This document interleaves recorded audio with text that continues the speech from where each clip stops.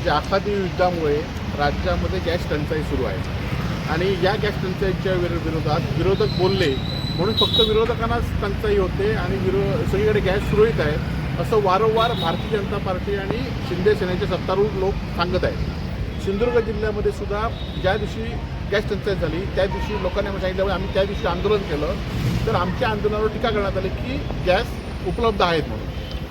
माननीय जिल्हाधिकाऱ्यांनी सुद्धा वारंवार सांगतायत, पुरवठाधिकारी सांगतायत वारंवार की गॅस उपलब्ध आहेत। आणि कालच मी सिंधुदुर्ग जिल्ह्याच्या पालकमंत्र्यांचं एक निवेदन ऐकलं की कमर्शियल जे सिलेंडर आहेत त्यांना कसं पुरवठा करता येईल हे त्यांनी सांगितलं आणि त्याचं नियोजन सांगितलं, परंतु संपूर्ण या जिल्ह्यातील यंत्रणा कशी कुचकामी ठरली आहे आणि पालकमंत्री आणि जिल्हाधिकारी कसं वारंवार खोटं बोलत आहेत त्याचं उत्तम उदाहरण म्हणजे हॉटेल मंजुनाथ आणि या कणकवली शहरातील जवळजवळ 8 हॉटेलकडे आम्ही जाऊन आलो, 8ही हॉटेल बंद आहेत। 15-20 ज्या टपऱ्या असतात की ज्यांच्यावर पोट लोकांचं असतं, म्हणजे नुसतंच हॉटेलमध्ये कोण खायचंच नाही तर काही लोकांना व्यवसायानिमित्त नोकरीनिमित्त कामानिमित्त आले तर त्यांना काहीतरी पोटाला मिळालं पाहिजे म्हणून या हॉटेलमध्ये सुद्धा त्याचा वापर ते करत असतात। अशी सगळी हॉटेल ह्या सिंधुदुर्ग जिल्ह्यातील जवळजवळ 100-150 हॉटेल बंद आहेत, परंतु या संदर्भात कोणच आवाज उठवत नाही।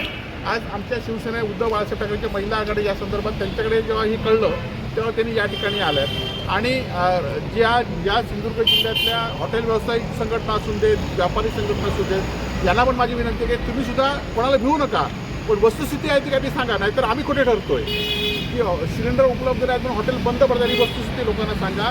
आणि पालकमंत्री साहेब आणि कलेक्टर मॅडमांना माझी विनंती आहे हात जोडून की तुम्ही असं खोटं सांगू नका, जी परिस्थिती आहे ती सांगा आणि त्या परिस्थितीत काहीतरी बदल करा।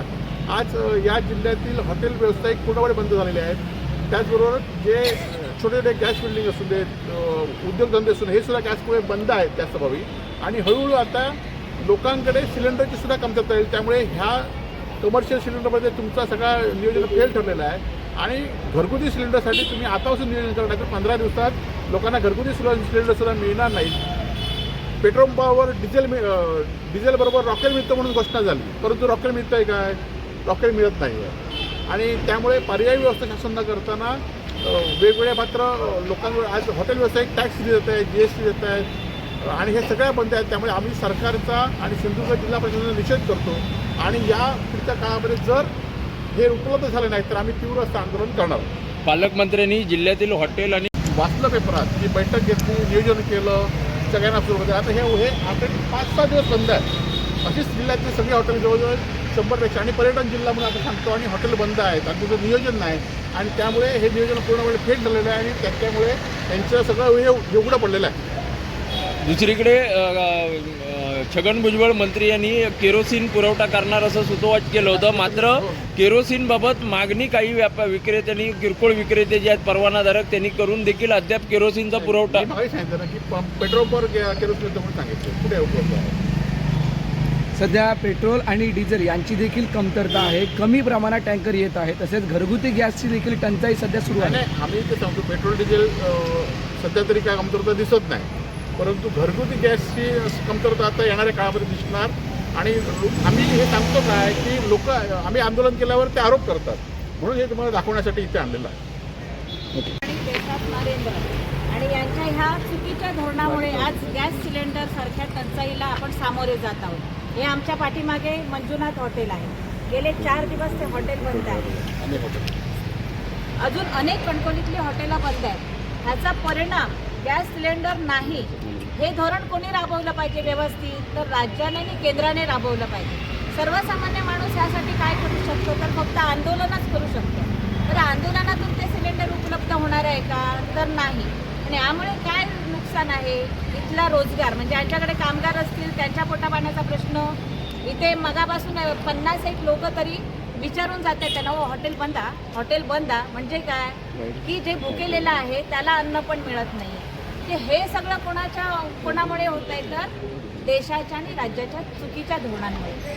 छत्रपती शिवाजी महाराजांना तेव्हा परकीय आक्रमणं त्यांनी थोपवली, पण किल्ल्यावर ते रसद त्या पद्धतीने उपलब्ध करून ठेवत असत। सर्वसामान्य माणसाला कधी भुकेल्यासाठी त्याचा जीव गेला नाही।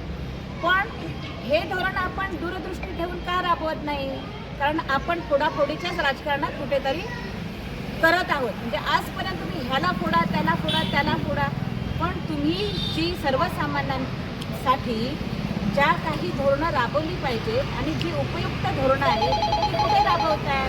आज शैक्षणिकसुद्धा बघितला, प्रायमरी ज्या स्कूल आहेत, जिल्हा परिषदच्या स्कूल आहेत, त्या कुठेतरी बंद होत आहेत, कुठेतरी तो विद्यार्थी वर्ग कुठेतरी डायव्हर्ट होतोय, सर्वसामान्य माणसाचा कुठेच विचार होत नाही आहे. म्हणून केंद्र सरकारचा आणि राज्य सरकारचा आम्ही शिवसेना उद्धव बाळासाहेब ठाकरे महिला आघाडी जाहीरपणे निषेध करत आहोत. सिलेंडर उपलब्ध करून द्या, मग ते व्यावसायिकांसाठी असेल, सर्वसामान्यांसाठी असेल. तुम्ही धोरणात्मक निर्णय घ्या आणि लवकरात लवकर सिलेंडर उपलब्ध करून द्या. अशा पद्धतीची मागणी आम्ही केंद्राकडे आणि राज्याकडे आज तुमच्या माध्यमातून करतो.